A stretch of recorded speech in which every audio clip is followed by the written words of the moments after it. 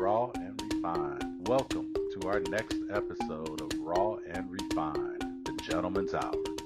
Here, we talk about issues affecting men.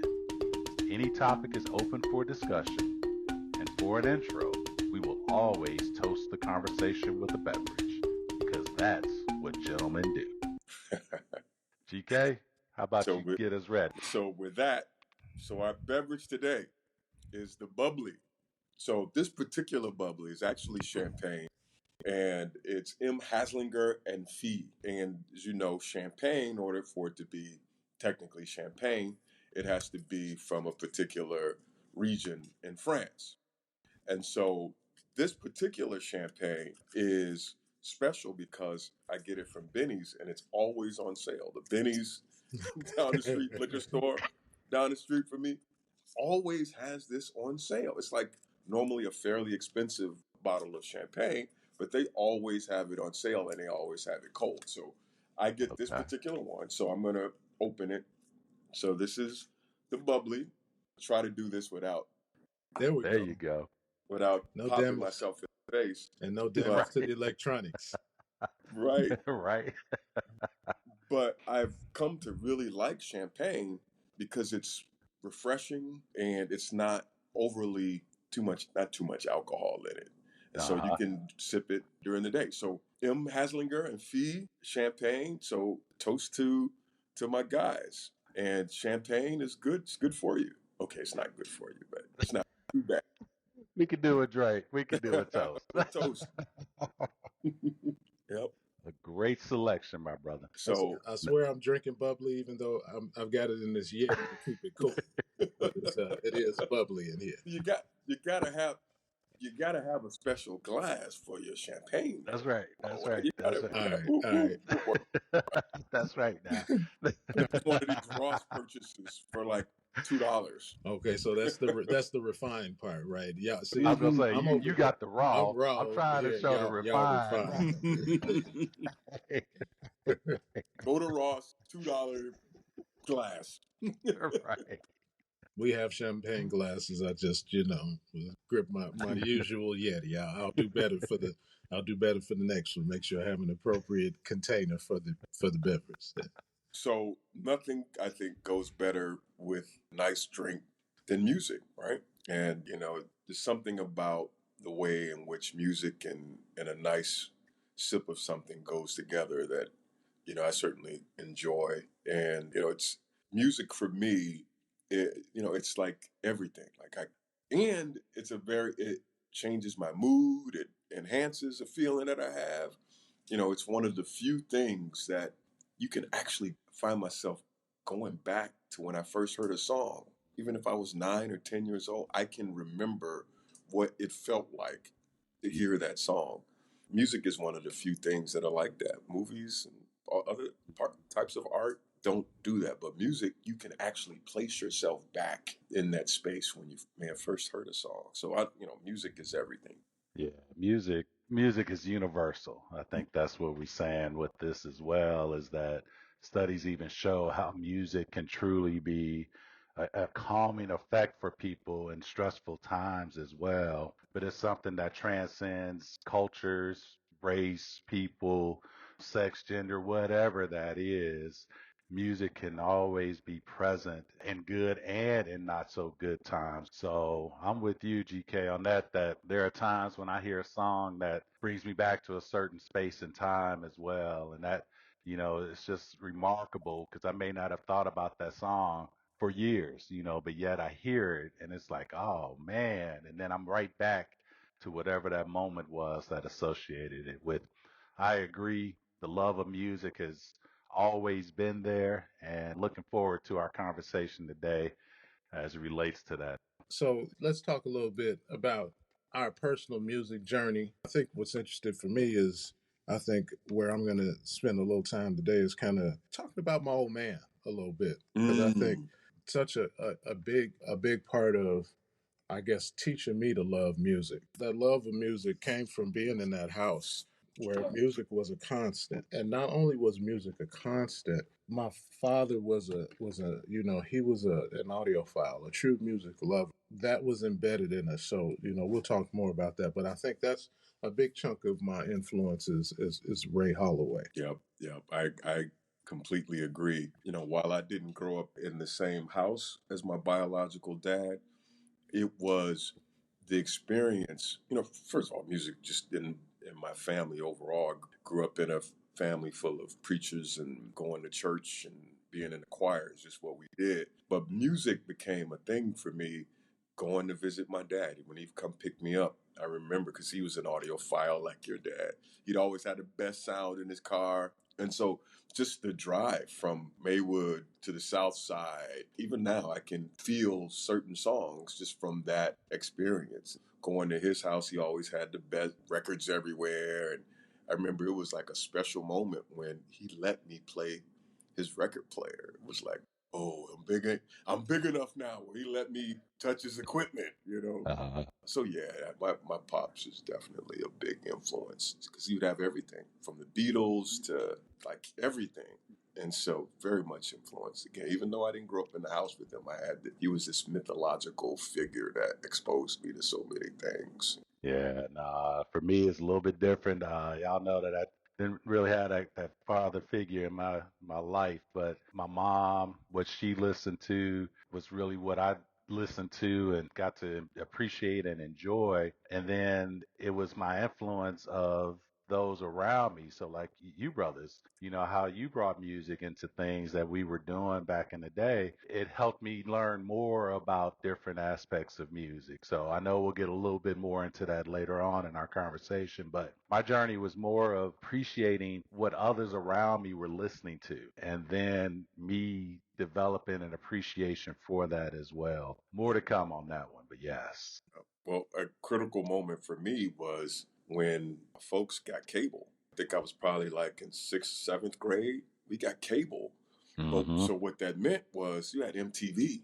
And Mm-hmm. so, like, I know that influenced me a lot in terms of what I hear and pre Michael Jackson days. So, Yeah. MTV back then was all white music, Mhm. like Right. rock. Like, we became Right. black after Michael Jackson and Thriller, right? But Before yeah, that that, Right. expanded we was, that what we listened to though yeah, greatly because it yeah, was Right. because it was what we were watching too, right? The videos were sucking us in, and the next thing you know, we were singing along with all kinds of stuff, rock and pop that Mm-hmm. we weren't otherwise gonna, would have listened to maybe. yeah, So yeah. let, let's jump into some of our early musical influences. So for me, I'm going to talk about what music was playing in the house growing up. That was it's a lot like what you were saying, Greg, that my old man listened to literally all genres of music. So growing up there would be country playing in the house, there was always jazz playing. Jazz was probably the soundtrack to a lot of my early days growing up was jazz. My old man listened to a lot of the standards that cats you think of in terms of bebop back in the day, but his collection was extensive, and so that drew me in there. So I would say the music that was playing in the house, it was a lot of jazz, but it was really a lot of everything. And the reason that I was so into hip hop, and you guys knew that early on, was because of my old man, what was playing in the house. That was the new thing, right? And so my old man was always going to be on top of the new thing. We had those classic joints in the house, when he would come home with the albums and we were playing those. So, I grew up early hip hop, early, Curtis Blow, These Are the Breaks, all of that stuff way back when my old man brought that into the house. So a favorite artist or genre for me, probably I would say I would have to say hip hop because that's what it became. But Mm-hmm. its genesis was back then because of my old man bringing Planet Rock into the house, and stuff like that when we were shorty. Mm-hmm. So that was cool for me. John, what about you? Man, I could truly feel like I could path my musical journey through Motown. My mom loved Smokey Robinson, Oh, so there folks, was Smokey always Bill. some Smokey, man, always playing in the background. So grooving to that. R&B was always my thing. I'll admit that we didn't have many different influences at that point. And then hit high school. So, here we are, brother, at Proviso East High School. I will say pretty diverse population of folks, in our high school. And especially in our again, our class. especially in our class, Yeah. that's when, like you said, Greg, about cable and MTV, but that's where I started to learn about this other music, pop, rock, things like that. And I'm like, what's this? But yet it was grooving, you know what I'm saying? So getting into that and everything, and then came house music, and that was just phenomenal to me, man. I was like, what is this sound that just gets the body moving. Even to this day, I'm still put the house on. I'm good. I'm happy and everything. And then it was the hip hop. So like with Rich and GK, you were kind of in it, but I think Rich was probably a little more in it Oh, there's no question. before we got to, Yeah, that, started hitting it. And that's when I started appreciating rap and hip hop. From there, went on to Howard, and that's where I started learning about jazz. So, again, not really had too much influence up to that point. Cats over there, they were, putting on some jazz and stuff like that. I'm like, what is this? I'm like, oh my gosh, okay. I'm like, I could groove to this, but then realizing how jazz was actually so influential in all those other genres I was just speaking of as well. yeah. I'm like, oh my God. So just opening up from there as well. And then, of course, some country kind of got in there from time to time. And now, I can't say I have that one truly favorite artist. Of course, I appreciated Michael Jackson and Prince, New Edition. These are folks that I grew up throughout the years listening to and still appreciate to this day. But I just throw on whatever I'm feeling at that point, and that's what I'm grooving to. So I can't say I have quote that number one favorite artist, but yeah. John, Well, real quick, you what about one a thing. first hmm concert experience? What was your first concert experience? My first was remember when we used to have Summerfest Yeah. Hmm. out in the Chicago area? Hmm. So that was my first experience was going to a Summerfest concert. And I want to say I think Patti LaBelle was there. I want to say Maze was there. Can't remember any other groups at this moment that were there, but I remember those two. And my biggest artist concert, Prince. I went to a Prince concert, which Mm, was absolutely amazing. That dude, golly, Yeah, I saw Prince golly. in a small setting. It was dope. It yep. was dope. Go ahead, GK. Well, for me, like, first of all, shout out to Holloway, like for real, like hip hop. You was the cat that was like we all Mhm. like. I grew up with. I would sleep with the radio, right? So I knew Mhm. the popular. We wouldn't even Mhm. call it rap. Like I could like recite Rapper's Delight today, Mhm. right? I Hmm. could I Mhm. could recite the message, right? Mhm. Grandmaster Fly Mhm. today because they were such popular songs. And as a person who would like literally sleep with the radio, I knew those songs, but I was not into hip hop that much at all. Mhm. But Holloway was like Run DMC, LL Cool J, like I'm like, what is this noise? Like, because Yes. I was in the house music, right? Like house Yeah. music Right. was my thing, right? Right. And it really wasn't until going to Iowa that I started really, and I always tell people it was the Big Daddy Kane, Long Live the Mhm. Kane, Hmm. that Mhm. made me think of hip hop as an art form. Hmm. And that's 19, it was him and De La Soul, 88, 80, like that. That's when I thought of hip hop as an art form, as a culture, even. Hmm. Because up to then, it was just like the hit songs you knew. But it was De La, of course, KRS, BDP was doing their thing, but it was not until Big Daddy Kane and Hmm. De La that I saw myself in this art form. Like I could relate Mhm. to it. We were drinking 40 ounces and stuff like that, right? Hmm. Uh-huh. But Uh-huh. so music to me, it really captures a moment in time, like your evolution as a human, like as a growing person. So all these influences really started to impact me, growing up in a house where gospel music was played all the time, Mhm. right? And Mhm. then it morphed into sort of house music. And then I'm also listening to, you know, New Order and like, Mhm. all of this stuff. And then of course jazz, because that's what my dad mostly played.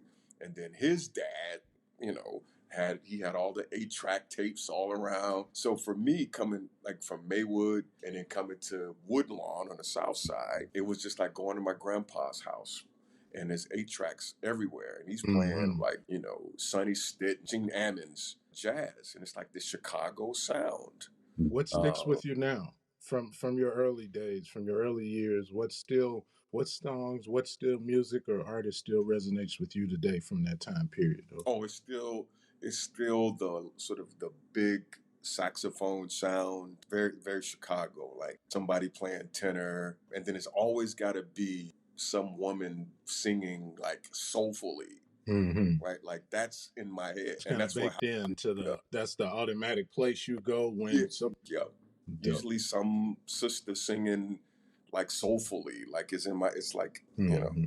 Now that of course leads us to a whole nother podcast because now I think I understand where GK comes from Hmm. when it comes to some of those choices in women. But So you're opening windows and getting explanation to right, to questions that you've been pondering for decades. Okay, right.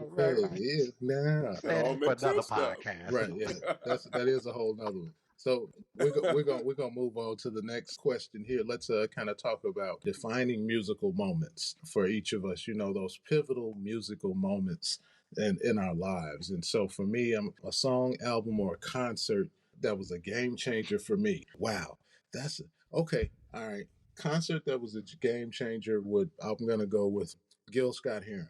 Mm. I was Champagne. You've talked about I that. remember yeah, that. Yeah. I'm down in Champaign, so I'm in law school. There's Hmm. this spot called the Blind Pig. That's the name of Hmm. this little hole in the wall spot, and they would have all kinds of live artists. And Gil Scott Heron, this is the late '90s. I mean early '90s. Excuse me. This is '92, '93, something in there. He was a regular at the Blind Pig, Hmm. and it was just incredible to see and hear him live. Now the brother Hmm. was, he was a master of the intoxicants, right? So it was. Uh, And you're it not was talking about champagne intoxicant either, I no, imagine. Hmm. Champagne was the city. Champagne was the city we were in. Champagne was down at the University of Illinois campus area. Nice. But no, That was nice. but he wasn't drinking champagne. He was drinking something much harder than that, and who knows what else he was doing.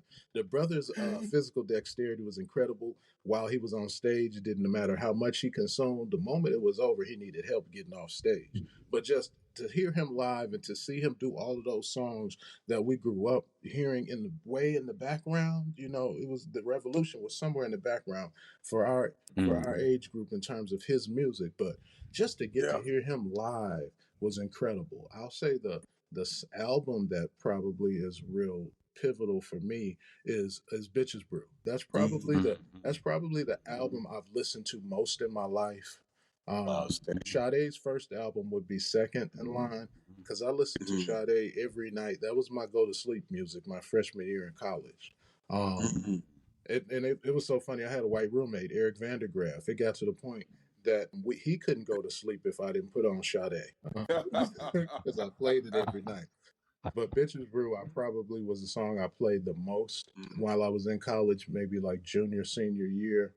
That song is embedded in my brain from having listened to it so much and slept to it. So, Oh, I probably had a lot of weird dreams along the way because I was yeah. taking That radical. crept into your subconscious. Yeah. Yeah, it did things Right. to me, but yeah, so it's definitely shaped me as a person on some levels I probably don't know. But John, a personal connection to music? A tough. Man, I got a few here actually, and I'll say that I will say that probably the most influential has been house music for me because it let me know how much I love to dance. It allows you to just dance and just enjoy the rhythm, the beat, the sound, You're gonna have and to it's make the okay. chosen few one of these years, man. One of Yeah, these I you got years, know, brother. you've I maybe got you should plan it know. this year, brother. For one of real. these years when it's not falling on your anniversary weekend because Yeah, Yep. they've you moved got to it come. away from the Fourth of July.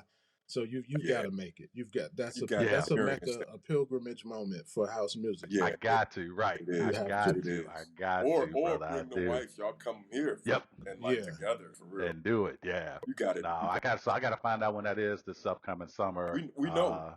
Oh, We'll get it to you. I think it's Hmm. okay. they announced the date already. Yep. Yeah. Okay. That should be real cool. Then I got to make that like you said, make that trip to the house mecca right there. Now, you know, before I got to college, there's a song that will always live with me forever, and it's "Kiss" by Prince. Mm. Mm-hmm. And there's a story behind that one, bruh. Is that all I say is that it will just live with me forever. Okay. But man, it changed my world on some things. Okay. All right. we'll leave it we'll leave it at that. And with college, man, at Howard, DC, the sound called Go Go Go. go. I Mm-hmm. mean, Yeah. Go Go was like, what is this? And again, I'll say that version of what we were doing in Chicago House, it was all about the music. It was all about dance. It was all about expression Yep. Yep. and things. So it was just a natural for me to appreciate that as well. So, Yep. I'll say that those are probably my major kind of influences that still stick with me today. So GK, I Yeah. got a question for you. But first, John, July 13th is the date of the Chosen Few Music Festival this year, July 13th. So Okay. that's a little distance away from the anniversary. So Yep. or Mhm. or convince the missus to add that to the end of the anniversary trip. We swing through Chicago on our way, baby. Okay. Whatever you got to do. But yeah, it's on the 13th this year. So GK, Yep. major decision or mindset. A time when music influenced a major decision or mindset for you. Wow.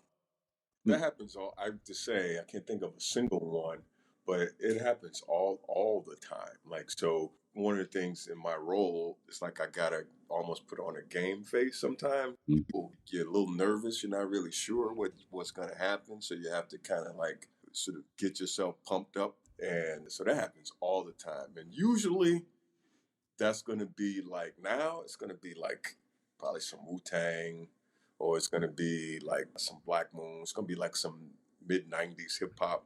And it's a funny thing about me and music now. Like I don't I don't really do background music. Like I listen with intention. It's a weird thing that's happening Mhm. where I don't. You come to my house, people think, "Oh, you always got music."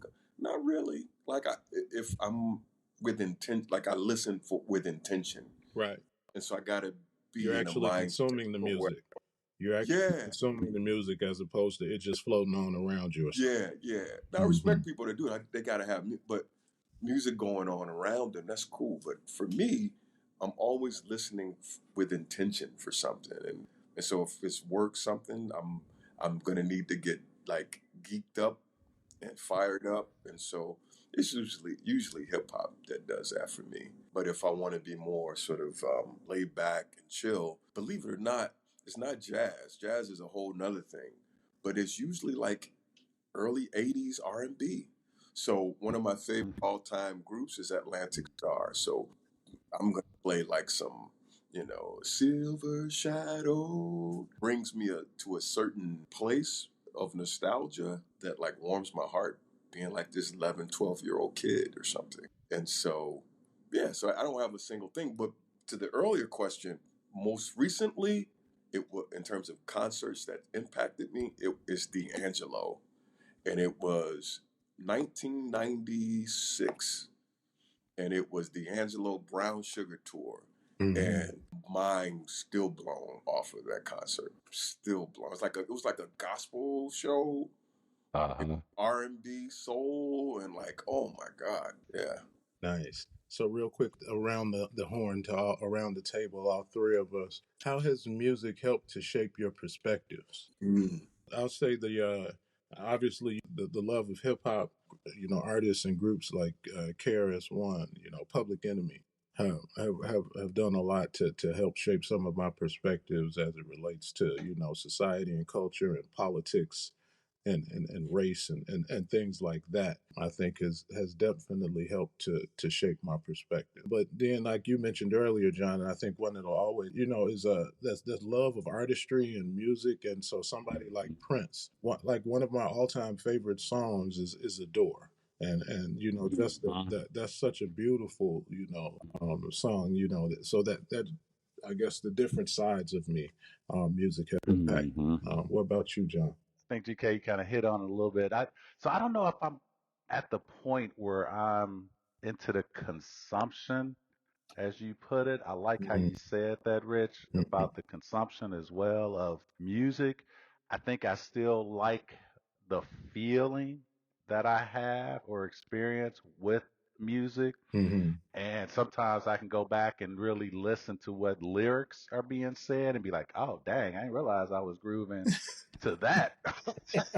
But, it was more of Yeah. the beat, rhythm, melody that I was Oh, into. But it depends. Sometimes, if I'm into my cleaning mode, then I got to have some background, to that. And mostly, surprisingly, that's like the 90s kind of songs like Shawty and Lil Jon and all of that kind of stuff is what I want to hear when I'm doing that.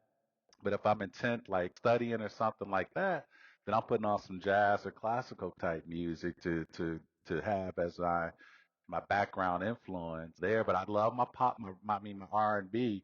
Always gonna love my R&B music that's out there. And then when I just want to move, or like I'm going out for my exercise routine or something, that's where my house and stuff comes in, because that's what gets me moving and get that adrenaline going for me as well, man. So it all depends. It depends on where I'm at and what's going on as to, really what I'm looking for at that moment. Well, how has music helped shape your perspectives, GK? yeah, it's hard to overestimate like like how much it influences me. Like, so one of the cats I'm really digging now is Bad Bunny, right? So my Mm-hmm. Spanish is terrible and almost pretty much non-existent, but you can hear the soul in a Bad Bunny, especially the newer stuff like reggaeton. I got mixed feelings about, but the stuff that the album Yeah. came out with, it's like, yo. When I first went to Jamaica for the first time, right? It was like I can feel it's like the heat and the humidity, but you can also hear and feel like in this moment I can remember what it felt like hearing Beanie Man, right? Like in Jamaica, like in the air. It's like in the air. The Mm-hmm. same thing like soul music, house music, whatever. It's like you can feel, it's like something you can touch and feel and taste, and you can like feel it in your skin, But I think at the end of the day, it's like culture, and especially black folks. It's our culture. It's who we are. It's what makes us different from people on the planet. It's like we have a rhythm and a soul to music that people try to emulate, but we just kind of got the secret sauce of. And so I try to go as deep, even some weird stuff. Like I try to get in as deep as I can.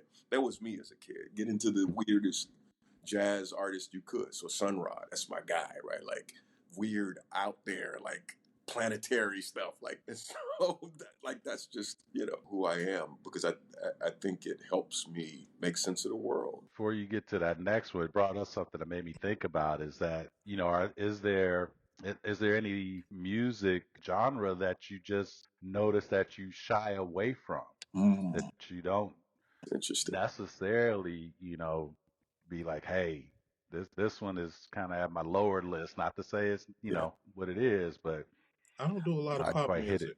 Okay. I don't either. I don't do a lot of pop music. I mean, because at this point, I rarely listen to the radio, you know, Mm-hmm. Mm, because, the radio, they play the same five songs, 15 times a day on the real tight rotation. And I don't know who you got to know to get your song to be in one of those rotations. But, Payola. so yeah, I rarely, if What's funny? ever, listen to the radio. And I used to have satellite, but it was a million stations of mess, mm, and only a couple that I like. So I tend to do more of the streaming stuff and just, curate what I want to hear. So the challenge with that is staying on what's new, because I might miss out on some of the new stuff, because I got to hear it from somewhere. So I tend to go into friends playlists. Yeah. I get influences from friends. Like for instance, Greg here, he always drops something that he likes. He'll put it on Facebook or something. It might be some kind of YouTube or something. It might be something from 40 mm-hmm, years ago. It might be Yeah. something new.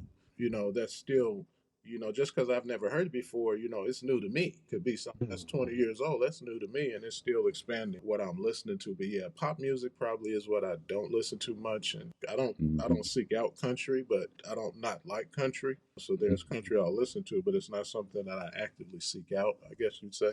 I Well, got you. I'm with you on the country part. But the other thing, and I've said this to people, and they are actually surprised when I say it, because I know I'm not really a fan of the blues. Like, as Okay. much as I like jazz, I understand the historical importance of the blues. Hmm. Um, but I've never, and being from Chicago, Mm. how you not gonna like the blues?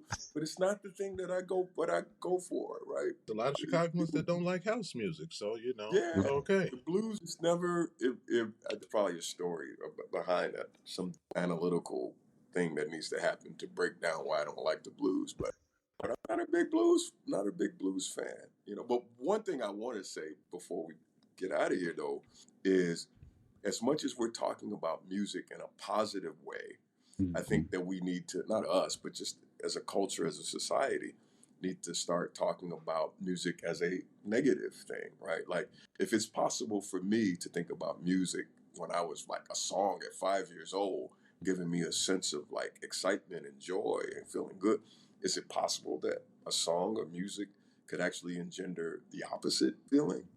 Right? Like, is it possible that culture is actually driving negativity? Like, I'm starting to think so because a lot of the newer stuff, it's all they get. It's a drumbeat of garbage, right? They don't even have options, as much as we did. You could choose to like hip hop. You could choose like, but now, but although I feel like there's a transition happening.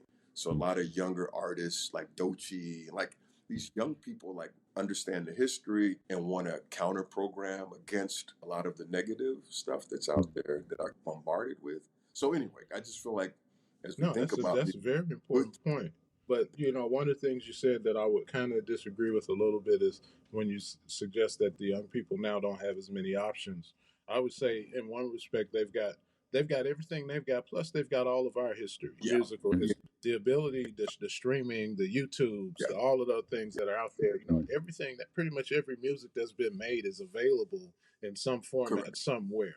And so you got some of the young people that are young historians, that are young researchers that really love and DJs and get into it, and they're going back and yeah, they're finding and that. So I think there's that possibility, and that kind of looks at this last section that I want us to kind of talk about today is what kind of defines us right now. For me, how have my tastes evolved? What still stays the same? Are kind of I think a lot of my musical tastes have stayed the same because, like for what you were saying, Greg, about a lot of one of the things that we have to be mindful of is not getting stuck and getting rooted in what we did like and allow ourselves to evolve. And so I'm trying to force myself to listen to more of today's music. It's not being real successful, a lot of it I turn away from fairly quickly, but I don't want to close my mind off to what's out there and what could be. What still stays the same for me is, those things that I've loved before, I'm still gonna love.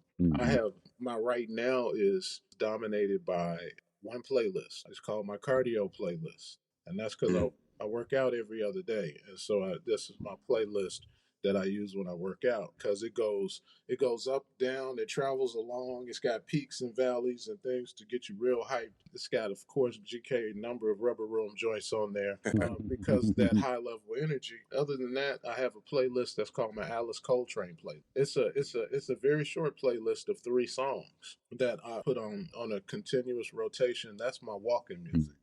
Whenever I go out and I'm walking in the park and I'm being one with nature, I've got my Alice Coltrane on. Those are kind of my constants. So that's what's the same. But in terms of the evolution of my musical taste, I'm trying to do that now. I'm trying to get outside of my normal box. And, they say we die sooner. The more things that we keep constant in our yeah, lives, the quicker we die, right? We want to keep trying yeah, new stuff, learning new stuff, doing yeah, new stuff to keep our bodies changing and adapting and our brain active. So, I want to yeah. do more of that. John, who are your favorite artists' albums for right now and why? For right now, I'm with you on that one, Rick. I've got my playlist as well, and mine, I have a new smooth tunes that I've developed. I've got my Rock Creek Park, which is kind of my 70s, 80s kind of jams, and I've got my jazz. So again, still trying to evolve into the man, the boom of jazz music that's out there as well, and just understanding that, man. I love that what is so interesting is that music is an evolution as well. I think for us, we are we are truly an enigma in all of this. Our parents, grandparents only had a certain kind of music. Mm-hmm. We've been able to love that music, develop our newer music, hip hop, house, go go, what that looks like, and yet now appreciate this 2000s, kind of music that's coming out there. Yeah. Our kids, they're able to get some of that influence. So, we put on or whatever, they grooving in the background, even though they don't want to say they grooving in the background, but they are. But they still got what they have going on as well. So I just think we're that generation that's been able to truly try to encompass all of this that's going on, man. And I love it. I just love that there's so many opportunities and possibilities. But you're right, Rich. I mean, what you guys might have heard 15 years ago, it's going to be new to me because I didn't hear it or understand it at that time. So I love when folks put up some new sounds and stuff because I'm like you there too, Rich. I'm like, let me go check that out. Especially GK be putting up some stuff. I'm like, what the heck is this? Let me Hey, go see what he's talking about. I got a new old sound for you that you may not have heard, and this one is courtesy of GK. And this is a cat that, his heyday was 50 years ago, but GK saw him last year or so ago sitting up on stage while his son was leading his group. Cat that you'll love, Ebo Taylor, Ebo EBO, Taylor. Ebo EBO, Taylor. Okay. Ebo Yeah. Taylor. Okay. This cat, everything that you'll hear, like if you got, like, I don't know if you got Apple Music or Spotify, but like Mm-hmm. Apple Music has essentials for different people. If you just pull down Mm-hmm. the Ebo Taylor essentials, Yeah. and as you're listening to it, you're gonna be like, damn, this music is 50 years old. It's like, yeah, Right. there ain't nothing new Right. about it, but it's gonna Right. be new to you. But he's just so cool, just so cool. He's a West African, so you're talking about Yeah. African jazz. Okay. So that's another interesting one. But just to throw one out there, you were saying something that you haven't so in a while. So GK. Man, so one thing I said, I kind of misspoke a little bit. I Mm-hmm. didn't was not implying that young folks don't have options. They got Oh a ton, yeah. like, Mm-hmm. what's mainstreamed. I guess I should have been more precise in what I was Yeah. saying. There is so much great music out here now. It's kind of great. Like young people doing, like, there's a focus on Kendrick Lamar, right? In a way. But what people don't talk about is Kendrick Lamar is part of this collective in LA.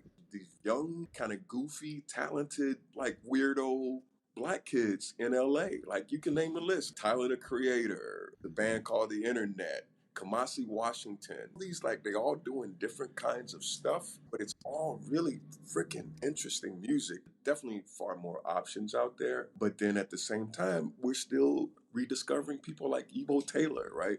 There's a band out now that's on tour now called Cymate, and they actually are a London band that was doing funk music back in the early 70s. And if I played a song for you, you would know it like right away, like there's different little versions of their songs. But anyway, they came back together and they're recording again and like they're Mhm. poor. And so it feels like some of it is like pent up things from COVID, but is way too much music out there to be like stuck in the past because Yeah. so many young people doing exciting things, but they're bringing the old stuff along with them too. Yeah, and the technology is making it such that, anybody with, if you've got an iPhone, you've got a full studio right there. Mm-hmm. And, the different tools that are available now make it such that, anybody can create music just about anywhere. And then you can push it out there, really easily. Just like we started doing this podcast, record it, edit it, and put it out there.